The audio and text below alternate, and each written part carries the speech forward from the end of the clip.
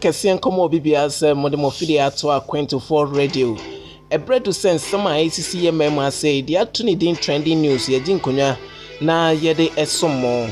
And then some yede bana de dimo akotene ebi ene say Ghana Education Service e de abetojo say ye mofra ene ye nuanom kuma omo ewo nursery ebepem JHS1 afen so SHS1 se nyame adom ne ebie school January 2021 a enya de se ye be repeat obia omu nyina ebekọ omo anim ewo honom na se automatic promotion ena ebeba se nyame adom na ebie school a opani a ono ena oye deputy director edema Ghana Education Service in charge of management Ora Anthony Bafo ede ensemi eto eja. We cannot even have the full complement of the period, but they could do the third term so that we could reduce the amount of adverse impact they will have when they move into their final year. Na eno ena Angel Kabono wade ato eja se JHS2 ena afenso SHS2 for wamo ye bia tum so mo enko school na de ohwehwe ne se aban no nyame adom abosumi du ne de to so enum no ode enoma ese ne fata begu akwam na teacher fo ne nkora no wamo ho ankyere wamo have to go around the number of days that the students will be in school. We expect that decisions will be taken to decongest classrooms and dormitories as much as possible. We expect that effective health units are assigned to each school, so that if there is any case, the schools will quickly contact those health units for remedies to be applied. Na Haruna Idrusu a minority leader. And that the Edom Kuma wamo ewo mrashebedwafie a friends and trefo enhyiamu na the entia omo a friends and trefo no wamo ede ato edwa say ejapa royalties omo ehia enchiremu omo ehia ensempi nyanu pi efri aban no eho. How they be procured and how much have they been paid and whether this was done competitively and advertised for good people of Ghana. If the CEO of Japan is determined whether for the public record we can have any advertising in the international competitive bid process to appreciate this. We also want to know the cost of the transaction and how much have been paid to those legal firms. And then, why the choice of the senior minister's son? Na Joseph Obin president Edema Guta wade atu eja se ensema Nigeria fo a omudi omo pa wa hase a omde akoto omo president enim se Ghana fo intimidate omo no sa ensem no ensem bia enye enokre tatreno Lutagufoya atwa bebre ewo Nigeria press mu ede bibi ko ECOWAS commission se si ano wonim se nyama ade bi a ye awoho wa ha no ebi mada esu ye na yibi mu a the whole West Africa group ye no ma wa paso pra wa beka se Ghana fo bi tieti o mu anas ensem wey ene afoforo pi na enwumre mo somfo edo donko masin konwa mede eba abesomo.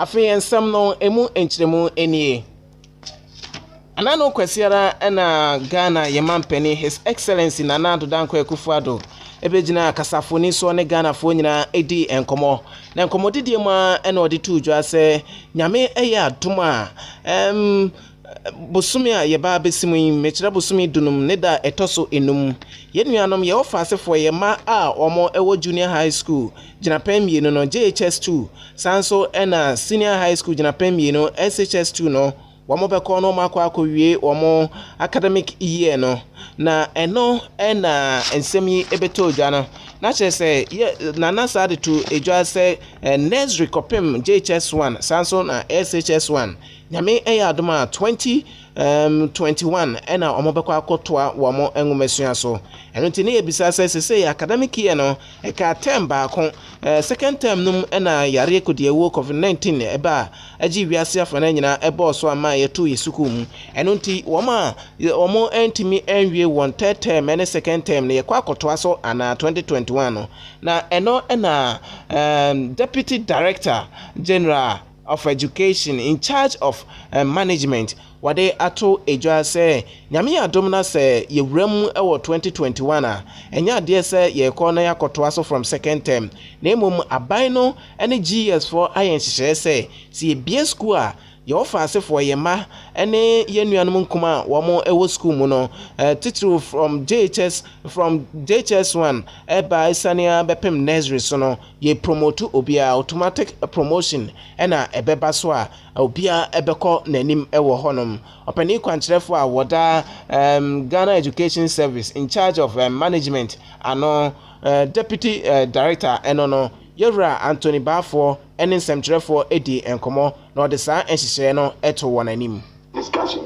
Yeah, so we do appreciate those concerns and we are equally as worried because they are all Ghanaians and they all need to survive. So we are very much concerned about that. And the issue of the allegation we are adding one more year, I can say for now, no, we are not thinking of adding another year.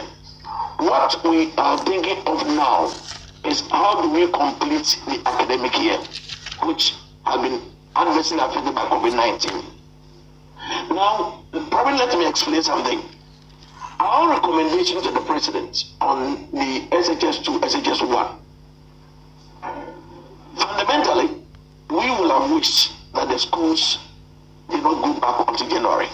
Fundamentally. All the schools including? All the schools, everybody. Okay. But we felt that then we looked at the impact assessment and realized that those in JHS2 will be moving to their final year next time. Those in SHS2 will be moving to their final year next time. Now, the impact on them will be severe. So we should find a way for them to complete their academic year.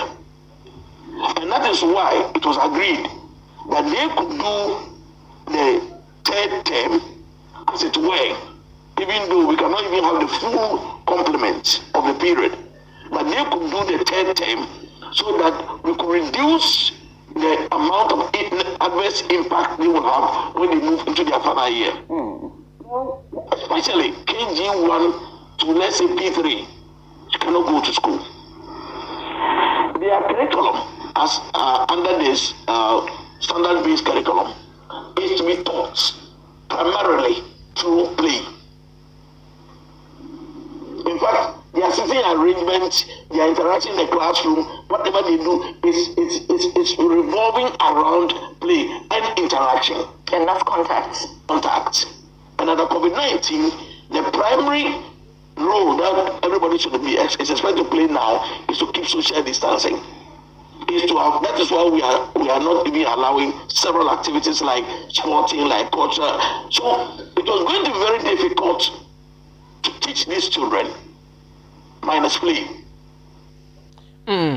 Ochire mu sɛ wohwɛ nkra bi ete sɛ efri nursery ebepem P3 so na ya na agro na ɛna yene wɔn edi agro ɛno nti na aban no amiantum ama wɔn nso anko sukuno ebie na yedi sa enkomo ya ɛna Nagrat wɔn president Yera Angel Kabonu yɛtwemben no ne bisa ne sɛ sei ɛna aban no ɛka o sɛ nyame atoma bosome a yebesim mekira bosome dunum ne da ɛtɔso enum wɔn JHS2 ɛne SHS2 for eco school na monso mona mo ya kyerɛkyerɛfo ɛdeɛ na mo hwehwɛ afri aban no ɛhɔ ɛna o kyerɛ mu sɛ ɛne aban no fa nɔmapa engu akwam sɛ be a personal protective equipment bi ɛte sɛ nose mask ɛne ade sɛ ne ɔkan no ɔbɛyɛ ne pɛpɛɛpɛ na afei nso akyerɛkyerɛfo no wɔn nso ehia teachers motivation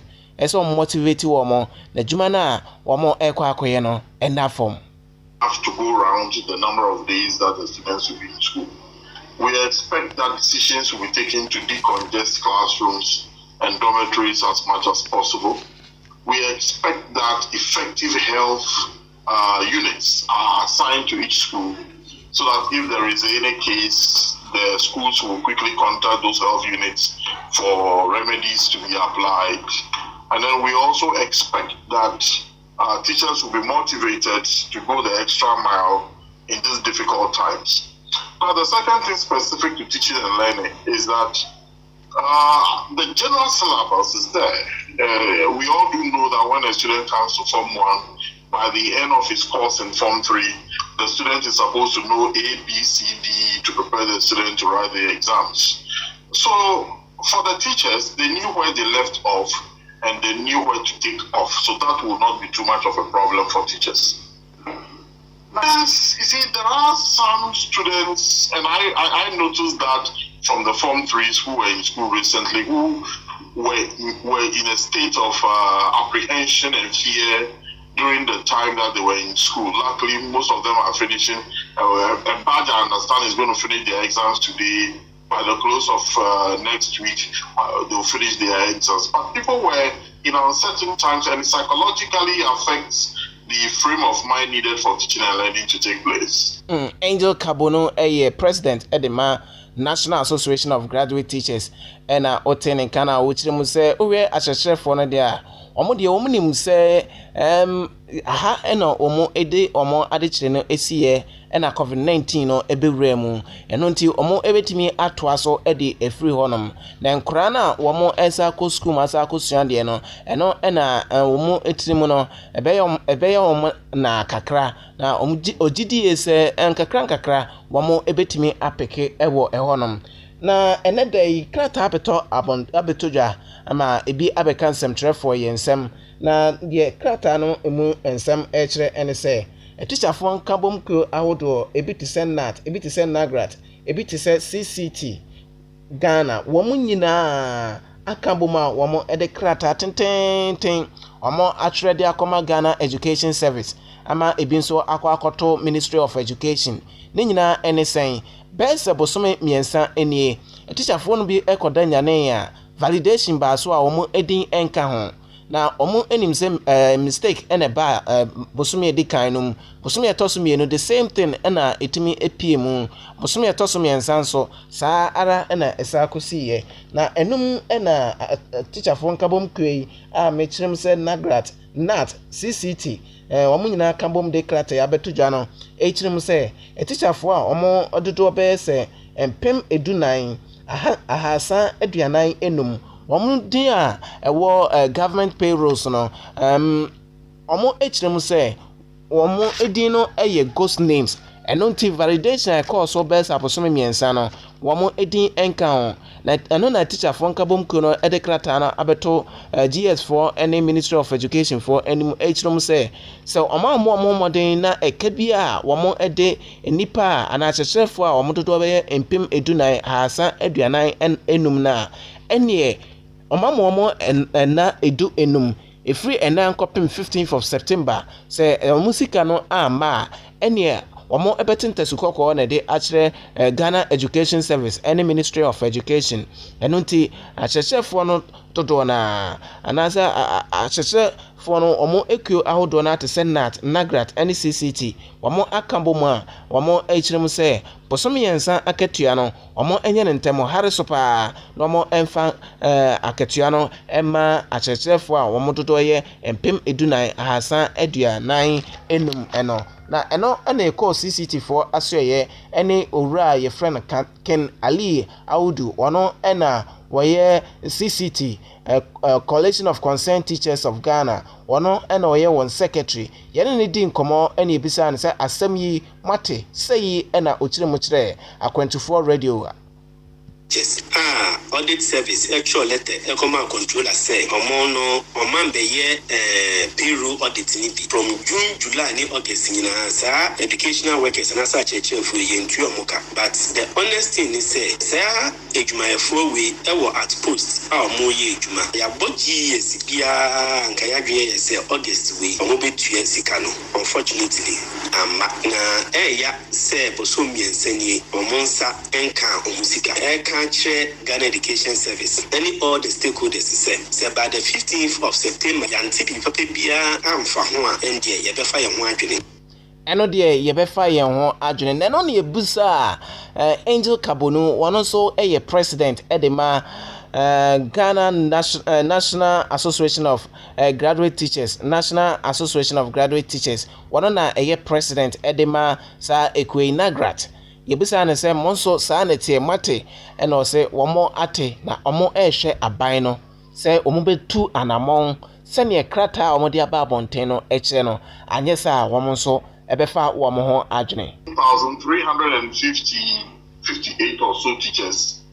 have had their names deleted from the payroll, and we check and realize that it is based on the advice given by the audit service that these teachers are non-existent and they are termed in inverted commas as ghost teachers. We realized that the audit service did not do further verification with the various unit heads to know whether truly these teachers were in the schools or not. And as we speak, the teachers are teaching, they are in the schools, they are teaching, they are doing their work normally, but their names have been taken off payroll for the past 3 months as we speak. We thought that by this August salary, those teachers will be paid. We have realized that the teachers have still not been paid this August. So those teachers are very, very unfortunately being punished for something that they have not done. If the people were ghosts, how come that you take their names off payroll, the people complain? So we feel that this is injustice for those teachers, and we expect government to quickly develop a supplementary payroll quickly and pay them by the 15th of September with all the 3 months arrears. The unions want to advise themselves because we don't see any justification that audit service will carry an exercise and will not resort to the various management services and the various unit heads before they implement the outcome of the exercise. We went to the Ghana Education Service a fortnight ago and we raised concerns on this matter. Management indicated to us that they have identified the anomaly and that the people will be paid. And we thought that August, the people will be paid this August. Very rational, and I've given 15th September, those teachers have to be paid. 1,300. Eno president edema National Association of Graduate Teachers NAGRAT Yera Angel Kabonu ono ena waye president yene ne din komo efasa ensem no ho na ochirem se omo ama aban no enna makomako edunum se omo enye supplementary budget na omo emfa enclear teacher fo a omo dodo ye se empim edu enan ahasa aduanan enum no se ne be ya ahochire brem COVID-19 mu womo nso womo abusua womo atimi enya bi ede amomo apodwe ye konsem foforo ma be se na otwemiensan ekọ ne bosome so de nya asem keto akra o hwe Ministry of Trade and Industry omo de dwumade bi ehye so ewo enkran ma na otwetwe mu ne be piem ewo asantemantam asei ne nyina eye ahoho a womo enkratam ena hofan a womo tonton no ma na womo digwa ewo memu asei na eno ena wa womo beba o store ana officer on kratam nye fan no na yatum eno nti Nigeria for dodo na esusu se aban no ene womo eni ne ye asemi koya ma ekopie mu ewo Nigeria won aban mu ema opani a wo hwe edwabo so information minister wo ho e de krata tententen ebeto Ghana ban enim se ye omo nkofo a omo ewo mema say ye intimidate omo eno nti yenhwe ema Ministry of Information Minister Kojo Ponkroma so chere bi tenten na no kwasiada no edibi eba abonten beka asesa ensem no enye nokre na eno ena gutafo nso ede ato Nigeria for aban enim say sa ensem a Nigeria for bi kika no eye asem bi a enokre biara enim Katreno Lutabufoya atwa trobibre ewo Nigeria press mu ede di bi ko ECOWAS commission sesi ano wo nim sanyama ade bi a ye awoho wa ha no ebi mada esu yenda yibu mu a the whole West Africa group ya do ma wa paso pra wa beka se Ghana fo bi tieti o ma na se adentina se ni papu kakra ye wo mu create that impression na wo mu dia say Ghana din eno na ye tre mo ma ko ma o mampani ye ono so ye papa ye so ya tieti mu a ye nu se wo hwe no nya so han no nka se bia wo mu ye nukru mafo na wo mu ntie ye die no so because en se wa ye kan ye no ye twena bi so so se ye ha West Africa ni bia wa ha ye ha West Africa ni bia e wa ha na no na wode atudwa se ECOWAS no mra no enkyere se ofitin ya na udi edwa ewo honom enti obesre yenuanom ahoho mo ha se wamo nso enhwe no momfa ekwanpa so no momfa ni wamo djuma ewa ha se ye tire de se ye de ye djuma pa na emu no isusu dia se so beka ya wono agasa eto ne hyiemu wo use rules of origin tire se eniama setini bo wo mukrum ne ye niama ya produce no ECOWAS member states no enkwa ne bitini abaho ye tire de se wo baga na ha senta wo no West Africa for the didwa wa ha ye ECOWAS members no sana ECOWAS sise eno na eso so didwa wo no enso ento eniama ya ye no ye kuru so ye tire wo se eno create no so person didwa na tintra tinso wo be kra ne ma no efra amonone na Jeffrey bibi dumping ECOWAS bra no empesa dumping no that's wo be di ye kuru mra so eno Yera Joseph Oben oye president Edema Guta Ejapa Royal Deal deal a aban no ene no akwa atenase se obehwe ama yeto a yejeje ewo efom agudie a yetu no mema se mekire gold no se na ebe ya aban no so ebenya sika no bi ede aye empumtujuma ewo memu ha sei na sa di ye ba so ye beka ya edom kuma na womo ewo mrase bedwafie no womo antena simpo ansan amoa deal no ya ansan na eno ena dom kuma no esusu se sa deal yi eye ade bi a emoa oman no emoa ema oman no kan kono enwie peye na anya womo enko ena omo ekaseti a civil service organization dodo na womo enso ede womo ano ato ensemi emu kyo outdoor no so ede womano ato nsemi mu a omo aka ensempi ede afa Ejapa Royal Deal no ho na ne dai ene anopeya ena edumkuma womo ewo mrase bedwafie omo efrensem trefo ejuma no se omo mra no mo meti asem yekoya na chese domkuma no ede womo anodisem ene ensem bi a omo ehia efri aban no ho se omumra no omo emra bonten so na omo emeyi sa ensem no ano emfama Ghana for ensem no ebi ene se sikasai ena aban no ebenya efri Ejapa Royal Deal num sa enso ena transaction e course no sikasai ena epiemu afenso bisa ne se obisa aban no se adenti ena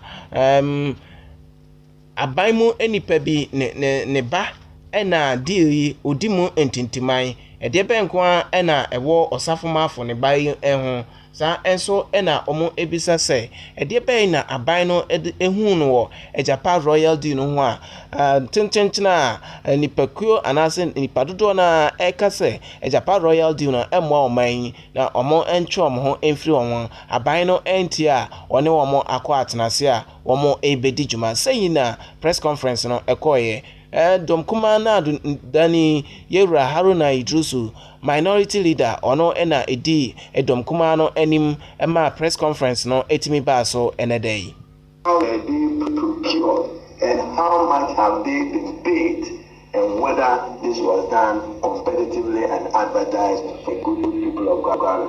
If the CEO of Japan is determined whether for the public record we can have any advertised thing in the international competitive bid process to appreciate this.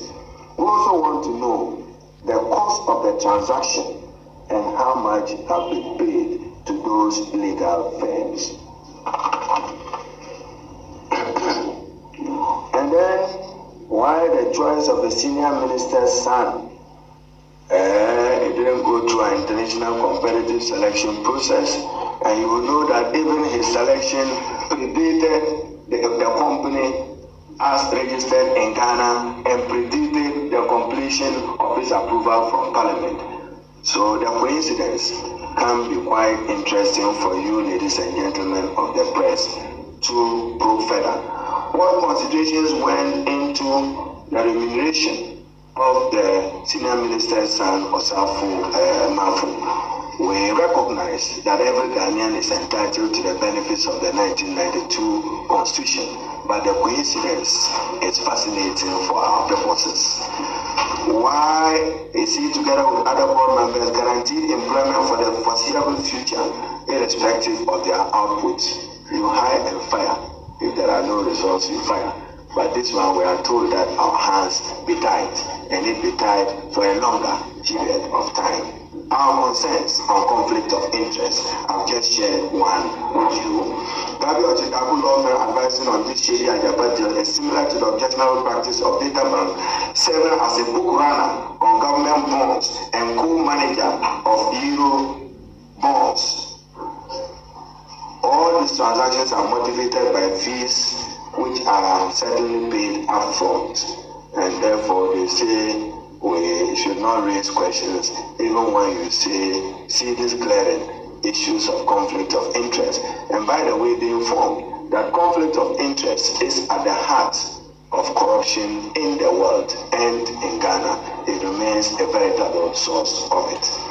The selection of Databank Brokerage Limited as book runner means that Databank profits every time the government issues bonds on the domestic market. On the domestic market, while the 2019 alone amounted to about 64 billion. Since 2017, Databank has also been a co-manager of Ghana's Eurobond transactions. These are genuine and legitimate concerns we must raise as a people, minister, and an entity related thereon. We also demand secrecy of information on the company. We want full disclosures. What is the value of the company at the time of its incorporation? We need to know. We are not given information on how they arrive at the value of the company. So tomorrow they can just decide to give it some value to serve their purposes. Cash flow forecast for the duration of the project, for purpose of our assumptions, we do not know. Neither do we have the prospectus for us to know the cost of the transaction. We are lively informed that they have spent $5 million on this transaction, even though we have had some $2 million as legal fees. If they don't want us to be guessing and hazarding numbers, let them come true, consistent with the requirement of the Public Financial Management Act. What is the cost of this transaction? And therefore are operating with a loan. They've also mortgaged the energy sector ladies of President John Dramani Mahama as he then was. You remember ESLA? And that is what they are using even to offset the legacy debt and energy sector. That one too, he has mortgaged. Superior thinking, superior debt management, superior MPP. They've mortgaged the GET fund receivables, they've mortgaged ESLA, and they have mortgaged the road fund even further from what they took it from the NDC government previous. Edom Kumanado ni Yera Haruna, Honorable Haruna Idrusu, ena yete nenka no, eno eye press conference ene day, omo ene ensemtre for edin shemu, omo edito yen enim. Ene day so ukopiem ewo Ministry of Finance, wana so ya nenya asem keto akra. Edom nubia womo esusu se womo sika kwakem ɛwɔ aban ne nhyehyɛ a wɔyɛɛyɛ sɛ wɔn a na wɔn nyina yie bank ahodoɔ a wɔn nyina yie na bank no betumi agu ama customers dodoɔ na sika akɔka mu ɛno nti aban no de wɔn nsa ɛtoo so ɛhwɛ sɛ wɔn operation ɛnyɛ adwuma biem no na ɛno ɛna ɛdɔm yi esusu sɛ aban no ɛbaeɛ no ɔbɔ ne ho mmɔden ɛdeɛ ɛhwɛ sɛ wɔn a wɔn sika ɛkɔka mu wɔn nsa ɛbɛka nanso ɛdɔm yi anaa ekua yi esusu sɛ aban no ɛbaeɛ no wɔtwa wɔn agya sika ɛwɔ sɛ ɔde ma wɔn sika akɔka mu ɛwɔ bank ahodoɔ mu no wɔn nsa nkan ɛno nti ɛnɛ da yi busumi da yi di kan ɛnɛ bena da yi a wɔn ɛkɔbɔ dɔmpem ɛwɔ ministry of finance asoɛ hɔ ama ɛkwan mu hɔ deɛ wɔn nyinaa ɛbɔ so pampe a n'aka nkɔ ka nso ntumi mma na ɔkɔ akɔwura mu ɛwɔ finance ministry hɔnom a n'akyɛ sɛ nyɛ asɛm ketewa koraa na ɛno ɛna apolisifoɔ ɛte asɛm yi wɔn ɛkɔɔyɛ a wɔn edi demonstration n'anim nipa bɛyɛ mmiɛnsa deɛ apolisifoɔ ɛsɔ wɔn mu na anso a yɛbɔ pin maame afia tenge wɔn ɛna ɔyɛ police PRO ɛde ɛma nkran apolisifoɔ adwumadie no na ɛno ɛna ɔkyerɛ mu sɛ ɛyɛ nokorɛ wɔn ɛte sɛ edom yi akɔbɔ so dɔmpem ɛwɔ ministry of finance asɔyɛ ɛhɔnom ɛno ɛna wɔn tu anamɔ a wɔn nsa ɛka wɔn a wɔn etimi ɛkye ɛdɔm no deɛ odi wɔn a odi wɔn anim na ɛno ɛna ɔkyerɛ mu sɛ ɔhwɛ demonstration ɛkɔɔ so yi a saa wɔn a wɔn sika akɔkɛm ɛwɔ banks ahodoɔ mu no wɔn ankɔgye permit wɔn ankɔsrɛ kwan amfa amfiri apolisifoɔ wɔn sisa wɔn ho ani sɛ wɔn ɛrekɔ na wɔn akɔyɛ demonstration ɛwɔ finance ministry hɔ na ɔhwɛ act 1994 ɛne act 491 a saa demonstration ɛkɔɔ so ɛnɛ da yi no na kyerɛ sɛ etia mmara ɛno nto nso nti ɛna ɛma apolisifoɔ ɛkɔɔyɛ a wɔn etimi ɛkɔkye wɔn ɛno nti sɛ ɔyɛ demonstration bi a ɛwɔ sɛ wonya permit efiri apolisifoɔ asoɛyɛ ansa na watumi asi mmɔntene so akɔyɛ demonstration nipa a ɔkasa ɛma saa ekuo yi a yɛkye wɔn yi yɛwura Charles Nyame ɛyɛ press conference ɛno ada ɛde wɔn haw ɛto wɔn Ghanafoɔ nyinaa anim ɛkyerɛ mu sɛ ahokyerɛ a wɔn ewuo mu no ɛnyɛ ahokyerɛ ketewa titiri COVID-19 saa bɛbɔ wɔn yi deɛ ɛna egyae ahokyerɛ wɔn wɔm no deɛ ɛnyɛ asɛm ketewa koraa ɛno nti wɔn srɛ aban no sɛ aban no bɛkeka no na wɔn atua wɔn sika ɛde ama wɔn animu yɛ sɛnea ɛbɛyɛ a ahokyerɛ no ɛso ɛbɛtumi ate afiri wɔn ɛso yɛkɔ nsɛm foforɔ mu a yɛbɛsɛ ɛbɔ awura mu ɛwɔ amanyɔsɛm mu na amanyɔsɛm a yɛbɔ awura mu no Nilante Vanderpoy wɔno ɛna wɔyɛ mmarahyɛbadwani ɛwɔ Odododo Dio constituency na ɛno ɛna ɔde ato edwa sɛ national security personnel bi ɛde wɔn nsa akeka no wɔn abo no potra anya asɛm ketewa koraa na ɛno ɛna ɔkyerɛ mu sɛ wɔdi dwuma bi ɛwɔ ne mpɛsua no so ɛno nti wafa nsɛmtwerɛfoɔ sɛ wɔn nkɔ na wɔn nkɔtwitwa ɛho mfoni ɛfɛmra ɛmɛkyerɛ no sɛ dwumadie no ɛkɔ so anaasɛ ɛnkɔ so na ɛno na sɛmtwerɛni a ɔkɔpie mu ɛwɔ beaeɛ hɔ no yɛkye no ɛde no kɔ post station ɛno nti ɔkɔ hɔ sɛ wɔkɔ na wakɔ ma ɛkwan ama nsɛmtwerɛni wanya kwan ɛde akɔ fie nanso deɛ kɔpie mu ne sɛ national security personnel a wɔn ɛdodoɔ ɛkɔ bɛyɛ sɛ edumienu yi ɛde wɔn nsa akeka wɔn a wɔn abɔ no paa nyɛ ɛbɔ ketewa koraa na asɛyi ɛna ɔkaa ne nsɛm ɛde ɛkyerɛ nsɛmtwerɛfoɔ. Two orderlies, one corporal and one lance corporal were there, a lady and a guy. I talked to them and they indicated to me they just taken over from those who were on duty, and that the best thing I have to do is to call the station officer. So I came out of the counter, and then just in front of the police station, I was trying to get a call through to the station officer. All of a sudden, I saw these boys, numbered about 12, coming to the police station without any provocation. I got punches on my chest. My research assistant, Sam Lai, was also attacked. My media editor, Albert Ofori, was also attacked. And then Nikome, one of the ward executives from who got the cameraman for us, wants to be attacked. So after punching me on the chest twice, I just got a blow to my face here, this part of the face, and I can see that's your a punch to my face, and then a slap from. Luckily enough, the two police, the lady and the guy, stepped in and was able. They got us pushed back into the police station itself, into the CID office. So the boys were outside threatening. All that we heard was that they are banging on my vehicle, and the next thing we heard was that the tires boom. So the lady and then the guy that count the siren of the patrol car coming in, they just left the police station. So the reinforcement came. The divisional commander Florence Owusu came together with police patrol team and an army patrol team. They all came to the police station. Eno mrasebedwani edema odododio abato mpesiano eso ni Lante Vanderpoy ena odene hawa eto no eto ejano na eno ena ochrim se sese nani no nani nyina ehwo nyina soasoa ene asumbo a de man ne de echese enya asem keto akra na eno ena ochrim se mmerante ekọ ne so no na ebi ekuta etio ahodo na onebo ene nani ene na asumbo de na achese ofa no kwa na ne tirinkwa ene se Jamestown aposifo wamo ena etimi eso no mu a yeje no efrisa emrante yi ensem na obobo emrante ni edin woma omo edi sa adwuma no abrante bi etise 10 Ghana o se friend 10 gin ye sanso e was scholar ye wo nana Kodi sanso ena Chris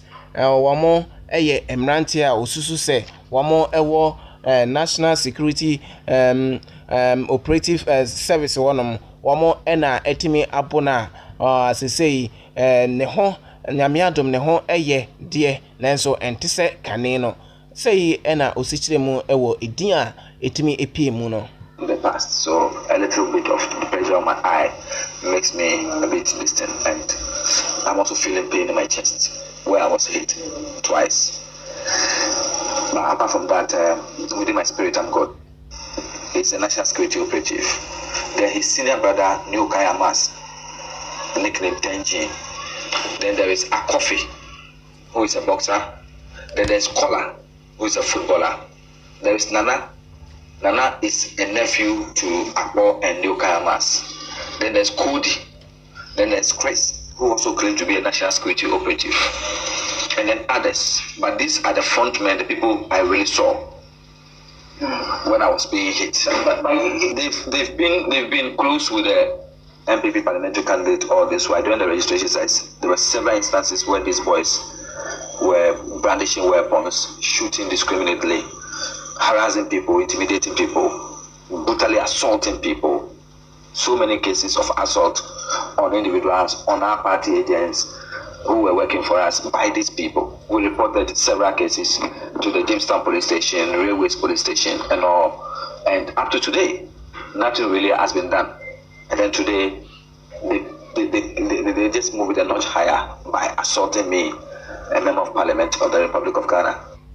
Na yera ni Lante Banaman ono ena yeponi din vise wono ena weye parliamentary candidate edima the ruling party NPP na eno ena ono so echiremu sensama yera ni Lante kan se soboni nyina anase nipa yebo omo eye national security personnel no enye enokre na edin a wapoponi nyina eye edin a ono so onimu omo but na nsem bi sei no mrasebedwane obi de nsa keka wa adenti na wonfomo emamra ugina ho ema bibi sei AC na afei na oba bonten ede ensem aforefore no na womo nso a womo ede wom sa keka no ochirem so ode wom sa keka wom no ebinom eye NDC fo a sei omo asa afri womo NDC emu eba NPP mu na wono nso onim emrantie yi na nye one womo nso na edi ejuma ni Lante Banaman eye obi a wo prese yebeto aba amano semrashe bedwani ewo odododio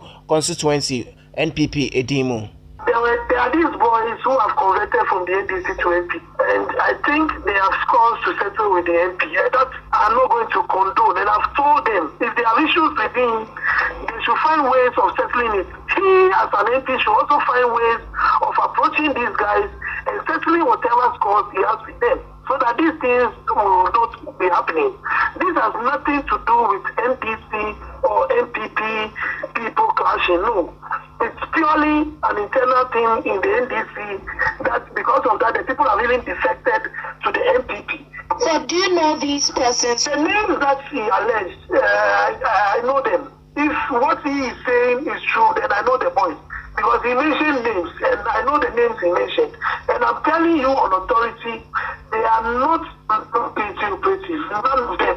In fact, the only person in there who is a national security operative, he was only mentioning the person's name, but the person was not there.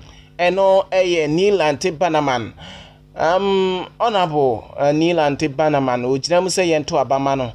Na onko enko jinema NPP wa mrashe bejefie ewo 2020 abato no empesuano so dia yewra Nilante Banapoi mrashe bejani de ma odododio constituency oboye no ena ono so eyi no ho afri mu no na ye de ensam no ebi to amoso a PNC say leadership no emu ache enesen yewra Bernard Mona openia ono ena oye titrini edema PNC People's National PNC People's National Convention People's National Convention ono ena oye titrini na wode abetu jase nyame eya aduma na otwe ewumu na wieye neda etoso insiano PNC for beko no makwa akoyi womo executives na asemi beto odwa no empanifo binum nso a womo ewo PNC mu no kire sesa ensem no eye ensem bia enye nokre sa date na babonten no enye data eye nokre na PNC for ede womo ena esiso ana womo ahyese ebeba so na obra woni ensemtrefo edi enkomo no wo kire mu ese nyame eye adoma party for no nyina agye atum na enye wono nko benanbo na no ena agye atum se nyame adoma na ochie wieye omo ekwa akoyi omo empanifo na omo yi omo flag bearer na eno ena ochim se meeting ekoso na meeting course no yewura Edward Mahama kane 2016 abato no ono no ogina present ke beto aba de amano se omampani o PNC ekunum na ono se enkobeye na nka watimi afa dwumedie no ehoka na eso wantumi na ono a wantumi ama no eno enkyere se PNC omo empanifo neck no ekotena se no omo ehye emra no nil anase enye ejuma eno nti nyame aduma Saturday one program no ebeba so dendende a enye asem keto akra say ena okai Mona have made this point clear and on many occasions. There was a National Executive Committee meeting on the 18th of August 2020 at the UDS auditorium because His Excellency Dr. Edward Mahama, the ambassador at large, had requested that we should look for a venue that allows for social distancing and that we should show evidence that we are able to pay the TNT and accommodation for NEC members that will be coming from afar. These arrangements were done. His inability to attend that NEC meeting cannot invalidate the outcome of that NEC, except you are saying that when NEC takes a decision, that decision can be personalized to Bernard Mona. Obviously, the PNC has structures. The National Congress of our party is the foremost and highest decision-making body of our party, followed immediately by the National Executive Committee, and then followed by the Standing Committee of our party. So therefore, when NEC takes a decision, it is not right and it is not fair to come and box that decision to say that that is Bernard Mona's decision. Bernard Mona has no decision. This decision of the 19th, this decision of the filing fees, this decision of setting up the Congress Committee are all as a result of the National Executive Committee of our party. Anyway, there are people who are gathered to contest for the various positions in the party. In wanting to become general secretary, in wanting to become national chairman, in wanting to become presidential candidate and whatever, all of us will be subordinate to the decisions of NEC. If any one of them happens to become the executive position that they want to occupy, will they sit down for any one individual to get up and say that NEC has taken a decision, that position should be subordinated? That will mean that you are not defending the party the way it's supposed to be. All right. Eno Bernard Mona wano ena waye titrini edema PNC People's National Convention yete nka ewo ehonom na George Bayobo wano so NEC chairman National Executive Council no wano ena waye chairman edema ekio no na eno ena ochirim se ensema ana data Bernard Mona echire no ade bia nsemkyerefo omo emongu enye saa time no ena omo ebeko omo Congress. I want to remind him, I was an elder before he joined the party. So the mere fact that he was outright elected today doesn't make it. I was an elder before he joined the party. When we formed the party, when we founded the party, he was a schoolboy. That is what we have to understand. Constitution, there were two separate instructions regarding the Congress. Right. The council of elders came in to help. And then we decided to come out with a neutral date. That date is 26. And all members of the PNC to keep that date. Eno George Bayobo oye NEC chairman edema People's National Convention PNC amanyukio no eno ena ote se ezuse mu ache ebisi 26th of this month omo ebeye ebi nsusu yebeye before 26th day na yera George Bayobo NEC chairman okano one ne party chairman say we enam ha ena we nso afa ha say eno PNC wamo so won Congress ebeba so no ena yete emu ensem no na ene day yebeka ya ena Nana Adodanko Akufo-Addo wode etu edwa se nyame aduma yebie boda no atum ama Ghana yen akwantufo etimi aba abepiem no ma ba be ye wonduma hodo na eno ena ene sede enhyehyeye esi etie no mpanimfo a womo ehwe Ghana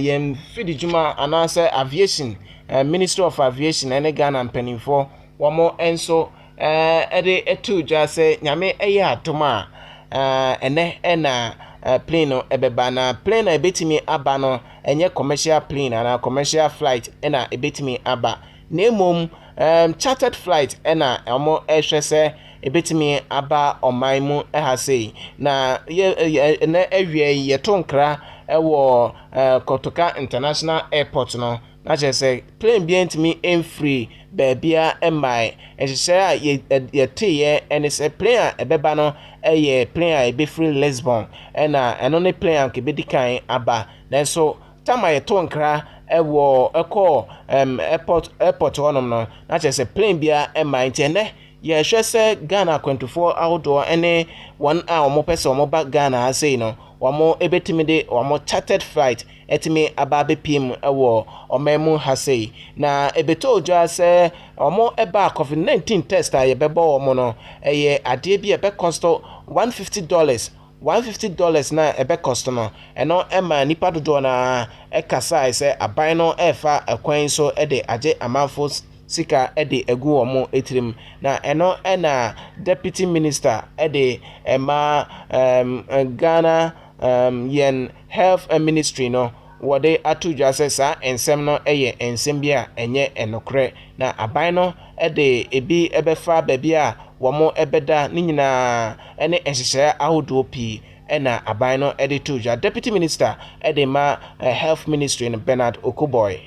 If the test tells you that someone is positive, it means the fellow has the virus. In the risk, if the test comes out as negative, we're sure that the fellow is without the virus. Now, we've not ensured a testing of all passengers in Ghana, but as mentioned by the president, before you even get on the plane to come to this country, you have had a test that says that you are negative for COVID-19. Now, this means that the passenger has a low risk or a zero risk of having the virus. But we didn't just stop there. Because someone having this negative test along the line of traveling to this country, even within 24 hours, can pick the virus anywhere, including in the plane. That is why we are having another test when you get to Ghana. And we are very confident that this double testing will ensure that the risk of anybody importing the virus here will be closest to zero. And that is also very assuring. Sensitivity of the test. There are all kinds of tests globally. Some actually tell you that the fellow has been exposed to the virus, but they don't tell you whether the fellow